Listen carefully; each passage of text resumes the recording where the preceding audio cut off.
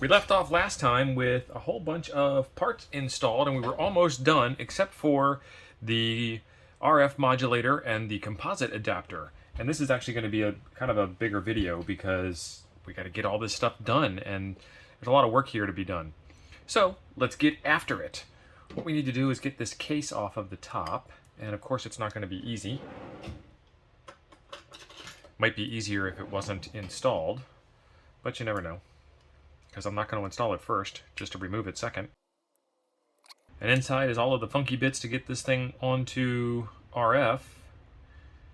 And it looks like the bottom comes out also, so let's get the bottom off. Alright, so the top and the bottom is off. There's a little protect this from shorting out bit there. We'll probably reuse that, because that makes a lot of sense. And then there's a little bit of solder, so we got to do the desoldering iron again. That'll take some minutes to warm up. This one's dated 1981, so it looks like this is a 1983 spec model, but it's still an issue 1 board. So we'll need to desolder the resistor that goes onto the RF lead. This one here probably will just back itself out. Yep, this will just back straight through. It's like pushing rope. Now it's like pulling rope.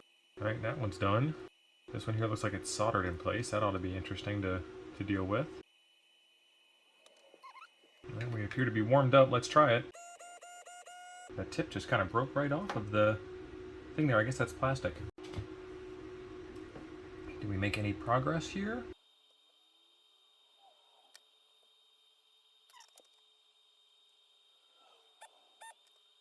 Alright, so we've got the composite connector free.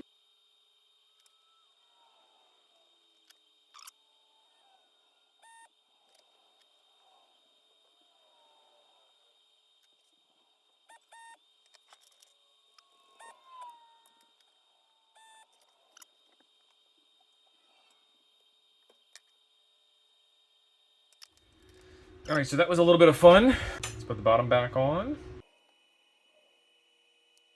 Alright, so there is the bottom oriented.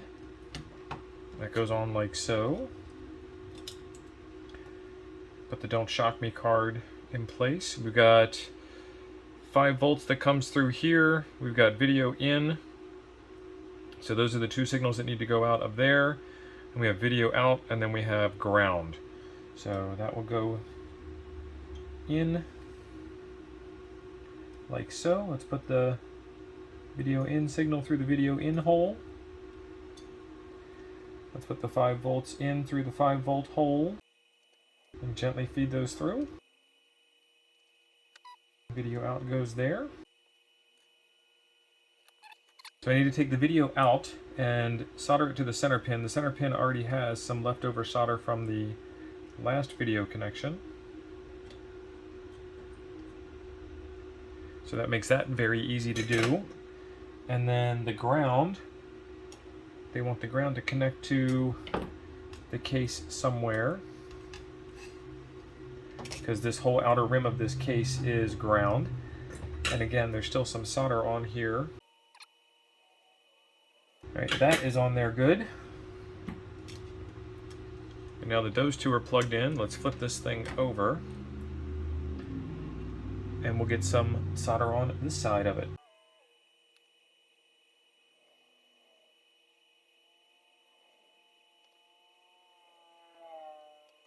That got us one side tacked down. Now we can do the other side.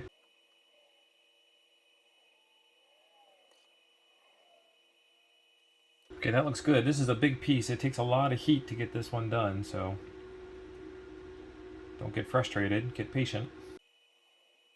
There we go. Alright, so we have the video out connected to the center pin on the composite connector. We have the 0 volts connected to the frame. The frame is now connected to the ground plane on the circuit board. Now we have to get after these 2 connections here. And I made a mark on the circuit board. Let's see what we can do to help out with this at all. I have no idea how well this is going to work. But let's get up here for a good zoom.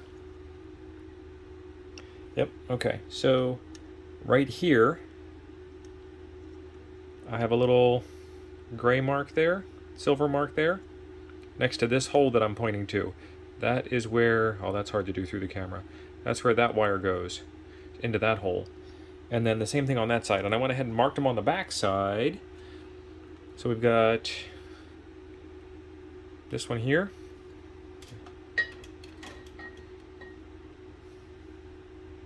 Yeah, there we go. Now we got some focus. This one here, and this one here.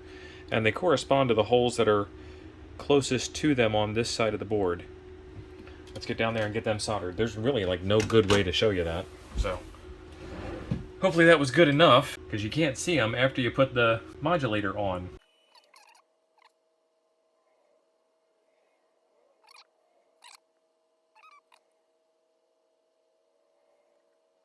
Alright, so we got those both hooked over there. Those are tiny, tiny little wires. That appears to be all of that. And let's run out of more parts. I think we're almost done here with this stuff. I'm going to leave the can off the top because we need to make some more adjustments. This is supposed to just go over that hole as an interference fit. Not really sure what value this provides, but that's what they want you to do, so I'm going to do it. Because it's going in a plastic case. And then this here is where I run short of directions because I don't have anything other than get some screws. Let's double check. I think that's all it says.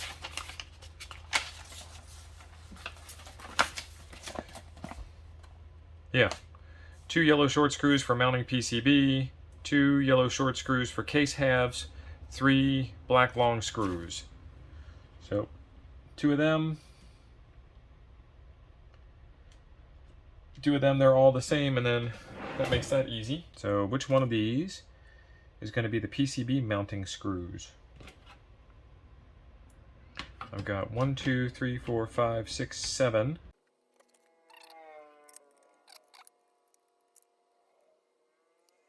Okay, so I think I got my heatsink on backwards, so let's get that fixed.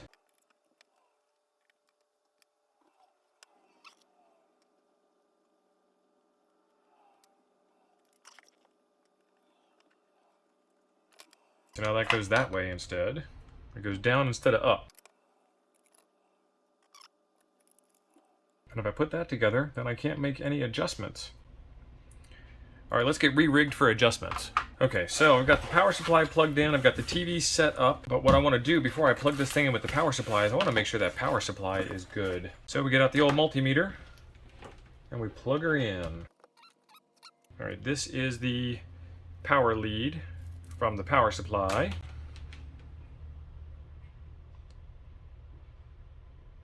$15 volts. And what is the output on this thing supposed to be? Output is supposed to be 9 volts, but there's no load on it, so that will probably go back down a bit once we get it plugged in. All right, and there's also a 7805 voltage regulator in there, so that will take care of any of that nonsense. Next up, I have this really cheesy, cheap composite lead, so we'll plug that in. That's why I couldn't find that screwdriver. It was for my left hand. And make sure there's nothing in the way on the mat. Let's get the other camera set up. Over here you've got earphones and microphone and power. And if you get these things messed up, it causes a really bad day. And there's really no way to tell. So we'll look at the bottom of the case. The bottom of the case says TV, ear, mic, 9 volts. So it's the one that's closest to me. Let's see what kind of signal we get when we plug this thing in. Is that as far in as it goes?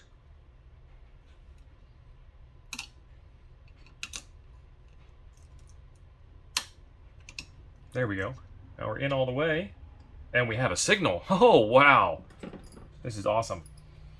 Okay, I see. The camera's not focusing properly. Hang on. Let's switch the camera up a bit. Alright, the camera is switched up a bit, but still can't focus very well on that. Huh. Nice. Alright, let's go freehand. There we go. So I just need to be closer. Let's see if we can do this.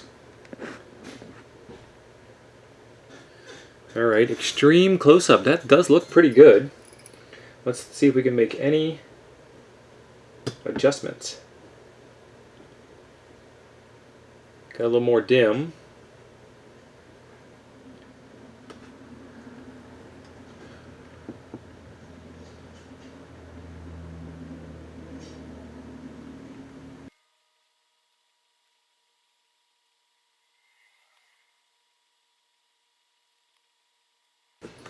Excellent. It looks like we did the thing. It looks like it works. Alright, I don't know how well this is going to pick up on the camera, but there are... Where's the K? There's the K down there. The camera starts bouncing like crazy. There are some little vertical lines there, and if I chase them, they seem to like fade out and then pop right back in. Let's try a different camera real quick, see if we can get a better shot. Alright, we switched up cameras here. And that looks pretty good. Where's my finger? There's my finger. You can see some vertical bars there, but not that big of a deal. How well does that K look? There we go. That's not a bad picture. Excellent. It's better to the human eye than it is to the camera. The composite mod works. Video adjustments adjusted. For better or for worse, I don't know, but they adjusted. So that is all progress. We can put the can cover back on. Weird. So they have the UK and the US hole, but this is a UK machine that is sold in the US that's been converted, and it doesn't have the full US conversion. Okay then. All right, so now to get this thing in the case, and then who knows? So in order to get this thing in the case, we need to get the keyboard on. Ow, sorry, that was loud. Clean this up a little bit.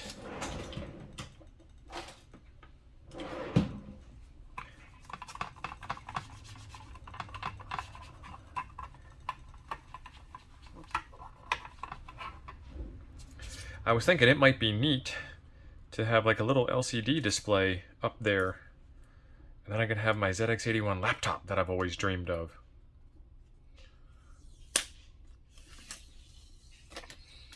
Alright, peel off the keyboard membrane, shove that through the keyboard hole.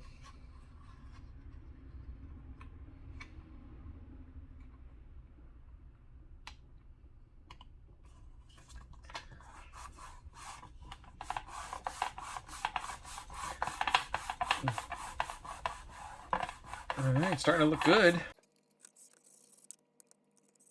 Alright, let's hope that the 40-year-old glue will hold.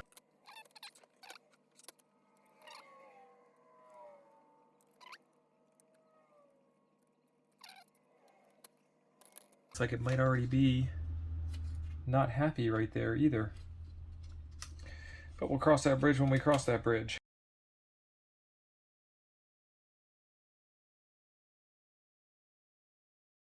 And then we have 4 feet. I'm going to put the feet on, but I'm not going to put the feet in the holes where they are supposed to be, because then I can't unscrew this thing again. Excellent. All right, and we are out of parts. Now we need to plug it all back in and see if that keyboard works. Okay, here we go. 1, that works. 2, 3, 4, 5, 6, 7, 8, 9, 0.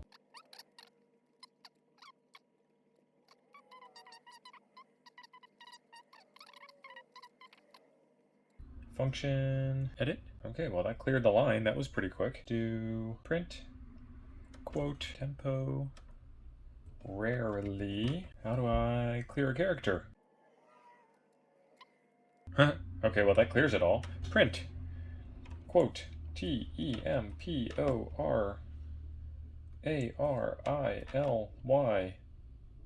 space. Oh, I got it wrong again. Print, quote, temporarily,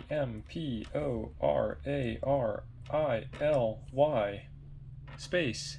Hey, we got it. Man, this picture looks really good. Offline. Nope.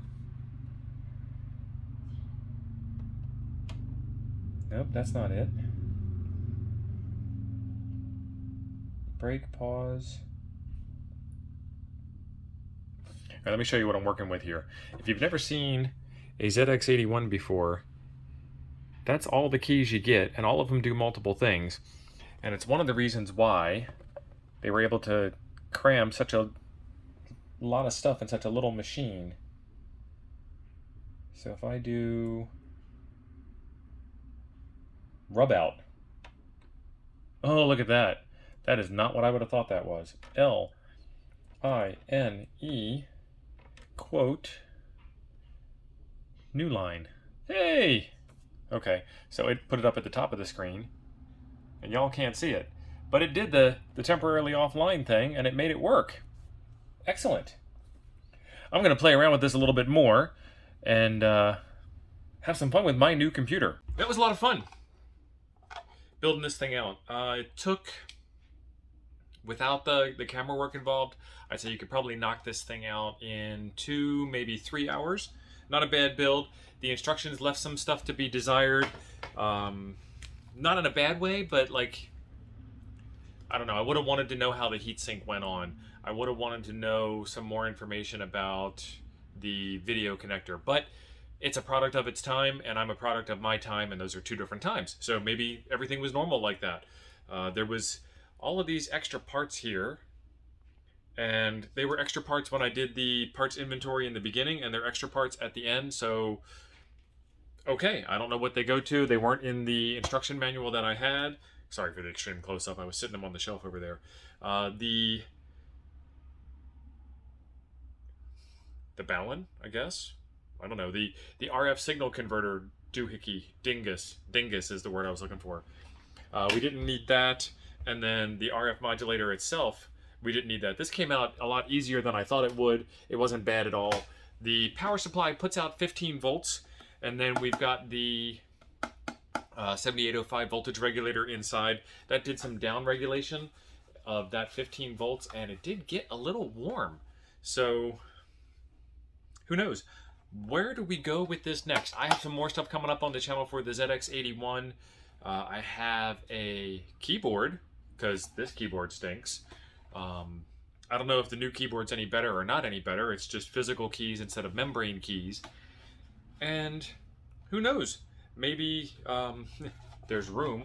Maybe put a LCD display there and see if we can get this thing to run as like a portable calculator or maybe a little laptop, and then we can go write the world's best-selling novel in the local coffee shop.